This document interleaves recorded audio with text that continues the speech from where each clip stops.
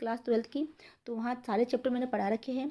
तो ज़रूरी है कि आप जब क्वेश्चन आंसर पढ़ते हो तो उससे पहले ज़रूरी है कि आप चैप्टर को पढ़िए। चाहे आपके पास बुक आ गई है तो बुक से आप पढ़िए, या फिर इस चैनल पर वीडियो सारे डाले हुए हैं, जो भी चैप्टर आपके एग्ज़ाम में आने वाले हैं तो उन वीडियो को ज़रूर देखिए आप।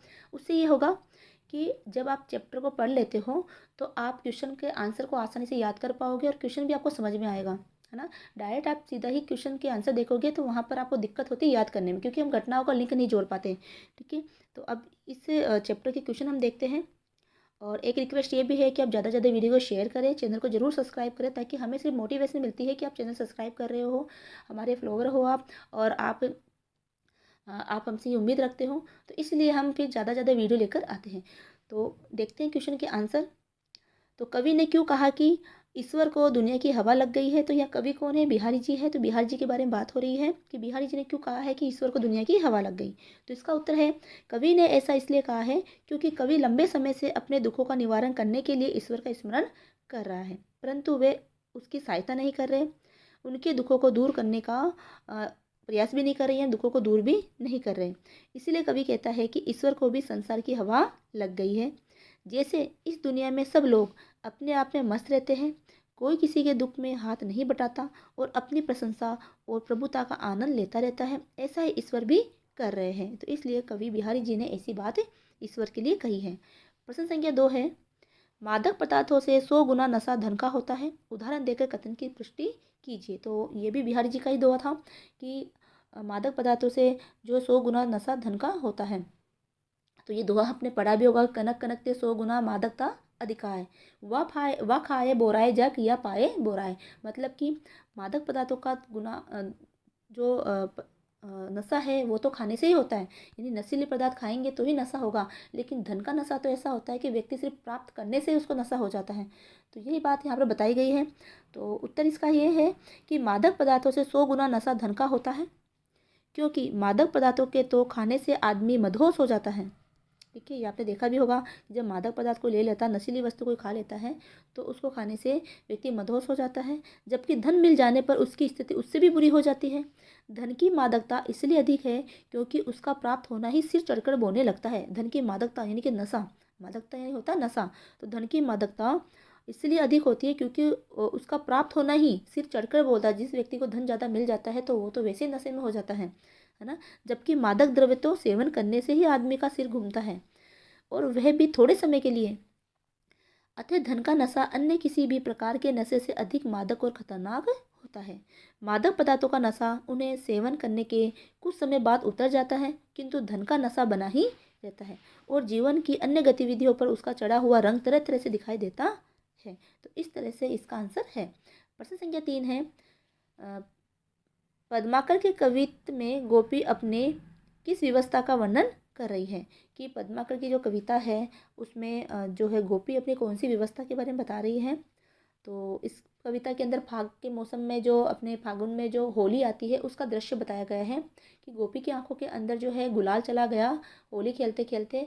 तो गुलाल तो वो धो धो के, यानी अबीर जिसको गुलाल को अबीर भी बोलते हैं, तो अबीर को तो धो धो के निकाल लेगी, लेकिन साथ में उसकी आंखों में श्री कृष्ण का प्रेम बसा हुआ है, तो वो उसको नहीं निकाल पा रही है। ठीक है, उस कृष्ण के प्रेम की जो बिछो का दर्द है उसको वो नहीं सहन कर पा रही, उस कृष्ण को भुला नहीं पा रही है। तो वही उस कविता में लिखा हुआ है, उस छंद में लिखा हुआ है। तो यह प्रश्न पूछा जा रहा है कि पद्माकर की कविता में गोपी अपनी किस व्यवस्था का वर्णन कर रही है। तो उत्तर है, पद्माकर की कविता में गोपी की व्यवस्था ये है कि उड़ता गुलाल गोपी की आंखों में चला गया, यानी उड़ता हुआ गुलाल, होली में जब गुलाल उड़ाया जाता है तो उड़ता हुआ गुलाल गोपी की आंखों में चला गया है। उसके साथ ही नंदलाल भी आंखों में बस गए हैं। गुलाल तो उसने आंखें धो धो कर निकाल दिया, गुलाल तो आंखों धो धो के निकाल दिया, परंतु नंदलाल के आंखों में बस जाने का दर्द दूर नहीं कर पा रही है। अर्थात जितनी सरलता से गुलाल धुल जाता है उतनी सरलता से ये सफलता से कृष्ण प्रेम नहीं धुल सकता, उतनी सफलता से सरलता से कृष्ण प्रेम को नहीं धुला जा सकता। अगला प्रश्न है प्रश्न नंबर 4, पद्माकर के कवित्व में अहीर और अबीर की तुलना किस प्रकार की गई है। तो देखो, अहीर का मतलब श्री कृष्ण के लिए कहा गया है, अहीर शब्द का प्रयोग श्री कृष्ण के लिए क्या किया गया है, और अबीर शब्द का प्रयोग जो है गुलाल के लिए क्या किया गया है। तो गुलाल का मतलब, गुलाल की तुलना अबीर से की गई है, यानी कि गुलाल की तुलना अबीर है, अबीर यानी गुलाल। तो उत्तर है, पद्माकर के कवित्व में अहीर की तुलना श्री कृष्ण से की गई है, ठीक है, तथा अबीर की तुलना गुलाल से की गई है। प्रश्न संख्या 5 है, बिहारी के पठित दोहे के भाव सौंदर्य पर टिप्पणी लिखिए। देखो, भाव सौंदर्य का मतलब ये होता है कि जब हम किसी कविता को पढ़ते हैं तो हमारे मन में उसको लेकर क्या भाव उत्पन्न होते हैं, वही भाव सौंदर्य के अंतर्गत आता है। तो उत्तर है, बिहारी के कुछ दोहों को पढ़ने और समझने के बाद हमने अनुभव किया कि कविवर बिहारी ने नितांत और अनौपचारिक ढंग से लगभग मित्र भाव से कृष्ण का स्मरण किया है। तो उन्होंने मित्र भाव से श्री कृष्ण का स्मरण किया है। रीति सिद्ध बिहारी रीति काल के प्रतिनिधि कवि माने जाते हैं।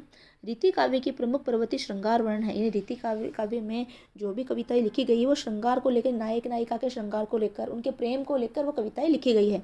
श्रृंगार के संयोग पक्ष की प्रस्तुति मन को छू लेने वाली है। यानी संयोग पक्ष, संयोग का मतलब होता है तो संयोग का मतलब हुआ कि जो है आपस में मेल होना, मिलाप होना, ठीक है, नायक नायिका का मिलाप होना। तो संयोग पक्ष की प्रस्तुति मन को छूने वाली होती है। इसके लिए बिहारी ने नायक नायिका के अनेक दैनिक गतिविधियों को आधार बनाया है। भक्ति और श्रृंगार के अतिरिक्त बिहारी ने नीति काव्य भी लिखे। नीति यानी कुछ शिक्षा देने वाले काव्य भी लिखे हैं। पर प्रकृति चित्रण के जितने सुंदर दोहे उन्होंने लिखे हैं अन्य दुर्लभ हैं। बिहारी ने प्रकृति के कोमल रुचिकर रूपों के साथ साथ प्रचंड रूप का भी वर्णन किया है। यानी प्रकृति का जो रुचिकर कोमल रूप होता है उसके अलावा प्रकृति का प्रचंड रूप भी एक होता है ना, उसका रूप का वर्णन भी कविता में किया गया है। कवि बिहारी जीवन के विविध अनुभव से संपन्न थे, इसीलिए उन्हें बहुज्ञ कवि कहा जाता है। बहुज्ञ का मतलब बहुत सारा ज्ञान रखने वाला कवि कहा जाता है। उनके अनेक दोहों में इस ज्ञान की छाप मिलती है। तो उनके जीवन में जो अनुभव थे, जो उनको ज्ञान था, वो ज्ञान से संबंधित दोहे में ही उनकी छाप मिलती है। उस दोहों में उनका ज्ञान झलकता है। अगला प्रश्न है, पठित दोहों के आधार पर बिहारी की भाषागत विशेषताओं का उल्लेख कीजिए। बिहारी ने काव्य रचना दोहा छंद में की है। उनकी भाषा ब्रज है। प्राय सारा रीतिकालीन काव्य ब्रज भाषा में ही रचा गया है। अपने माधुर्य के कारण ब्रज भाषा श्रृंगार और प्राकृतिक चित्रण के लिए उपयुक्त भी है। बिहारी के भाषा प्रयोग में बहुत व्यापकता है।